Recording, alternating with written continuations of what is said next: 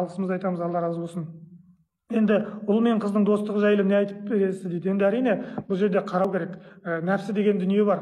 Ұл мен қыздың достығы, әрине адам баласы дос бола береді. Кішкентай балалар, нәпсісі қалыптаспаған балалар да дос бола беруі мүмкін. Ал үлкейген кезде ол достықтар күнәға қарай барып алып кетпеу керек. Ол күнәға барып кетіп, ол достық кейін үлкен қасіретке ұшырап кетпеу керек. Өйткені кейде адам баласы сондай бір кішкентай ләззат, адам Құдай тағала бір ләззат қойып қойған, жануарларға да бір ләззат қойып қойған. Мәселен, жұп тастап, не үшін айғыр, биеге, құштар? Өйткені сол ләззатқа жету үшін. Ол ойлап жатқан жоқ, мен ұрпағымды өрбітейін, құлын туғызайын, ары қарай жылқы көбейсін деп ойламаған, ондай сана жоқ. Бірақ сол ләззат арқылы Алла тағала сол бір-біріне құштар қылып қойған. Ал адам баласында сондай ләззат бар, бірақ ол ләззаттың мақсаты ұрпақты көбейту.